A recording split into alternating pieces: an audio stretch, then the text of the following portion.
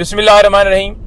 आज के कप्तान इमरान खान साहब के और साबका खातून अव्वल बुशरा बीबी साहिबा के केसेस के हवाले से अपडेट्स ये हैं। एक तो अलकादर ट्रस्ट केस, जैसा आपको पता है कि एक झूठा केस बनाया गया और फिर जिस तरह से तमाम केसेस चलाए गए, पहले बनाए गए फिर चलाए गए, वो आपके सामने है। बंद कमरे के अंदर खुद ही वकील अपॉइंट करके, खुद ही जनाब सारी कार्रवाई करके और गैर कानूनी तरीके से ट्रायल चलाकर खान साहब को, साबका खातून अव्वल बुशरा बीबी साहिबा को, शाह महमूद कुरैशी साहब को, तमाम हमारे जिधर जिधर भी सजाएं दी गई।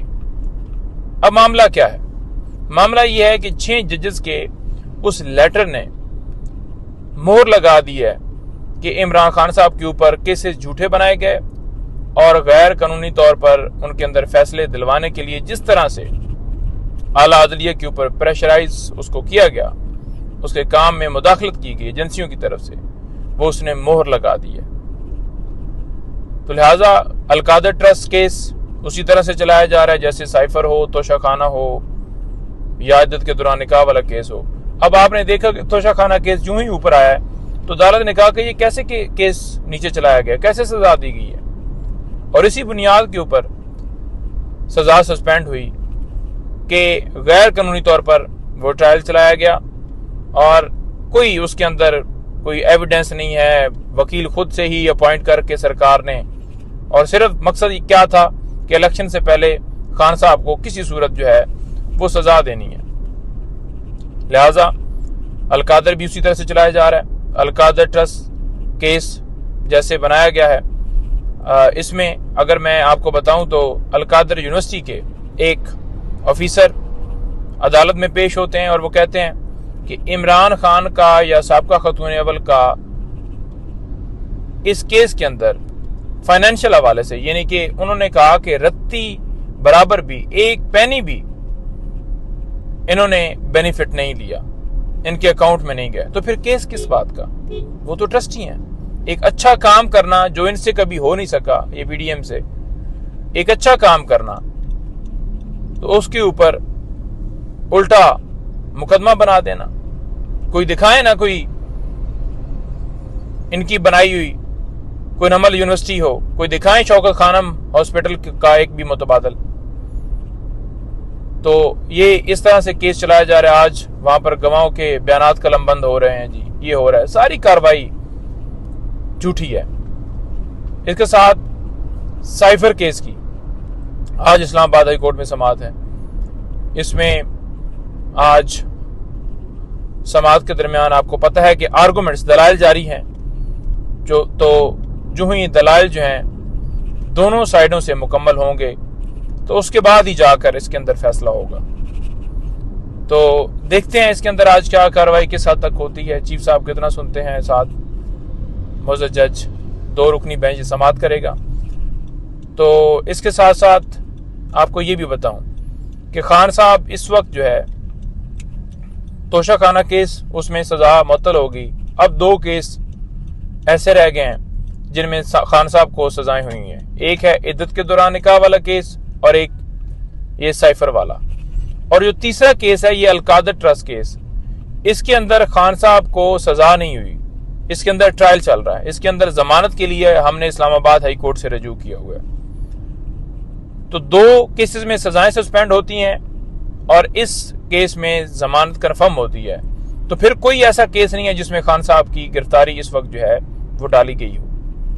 हाँ, इनसे कोई उम्मीद नहीं है कि किसी टाइम भी ये नया मुकदमा बनाकर किसी नए मुकदमे में या 3MP के तहत गिरफ्तार कर लें, वो इनसे कोई अच्छे की उम्मीद नहीं आपने रखनी। लेकिन इस वक्त का स्टेटस ये है।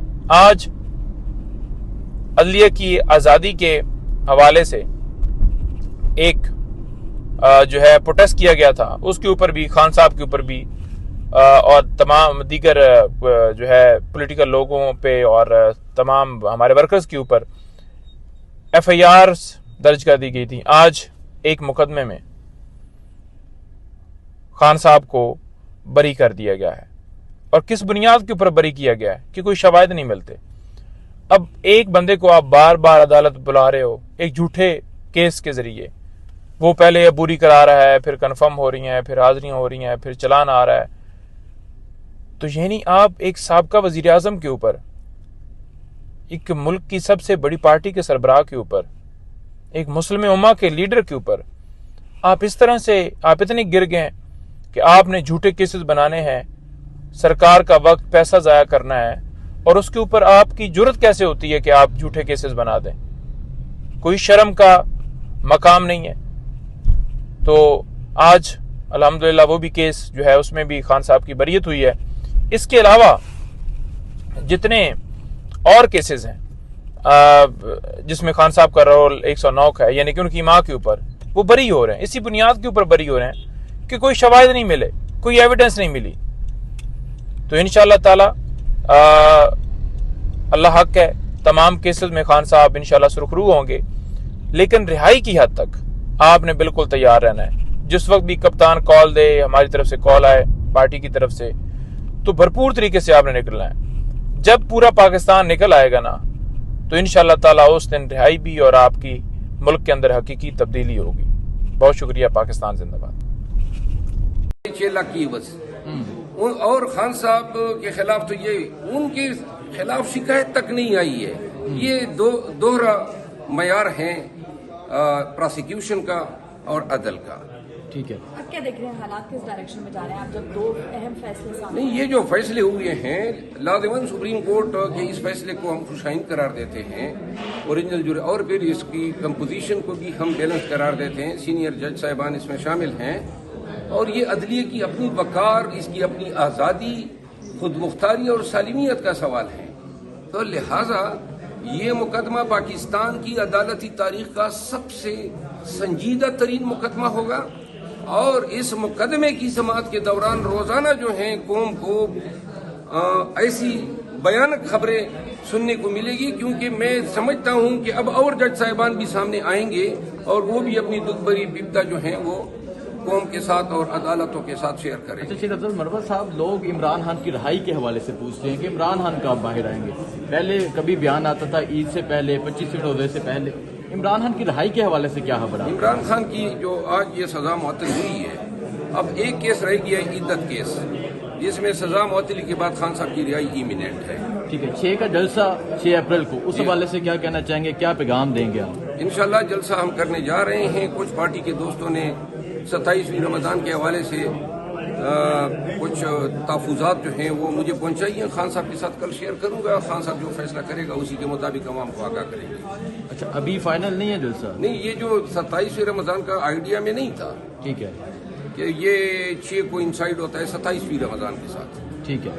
اچھا، کوئی پیغام دینا چاہیں آپ؟ اگر پیغام یہی ہے کہ سپریم کورٹ کی اس فیصلے کے بعد کے ساتھ رکنی لارجر بینچ سماعت کریں تو قوم سے استدعا ہے کہ نہ کہ صرف اس مقدمے کو واچ کریں، کڑی نظر رکھیں، بلکہ اپنا ریئیکشن بھی دیں، سوشل میڈیا میں دیں۔ یہ آپ کی ہماری آنے والی نسلوں کی تقدیر کی تحریر ہو رہی ہے۔ ایک دفعہ یہ دخیل کاروں کا خاتمہ ہو جائے اور یہ عدالتی نظام سے نکل جائے۔ ہمیشہ یہ ہوتا ہے، جو اپوزیشن میں چلی جاتی ہے پارٹی، اس کے پیچھے عدالتیں بھی لگ جاتی ہے، دڑا دڑ سزائیں۔ اب ہم اپوزیشن میں تھے اور نون والے پی ڈی ایم بنا کے حکومت میں تھے، تو ان کو جو ہے تو کے حساب سے بریت یہ دی گئی۔ نواز شریف 4 سال بعد آیا، ہتھکڑیاں نہیں لگی، حضرت بریتیں سمیٹ دے گئے، ان کے بیٹے آئے، کوئی ہتھکڑیاں نہیں لگی، کوئی ٹرائل ہوا ہی نہیں، جناب درخواست دی اور بریت۔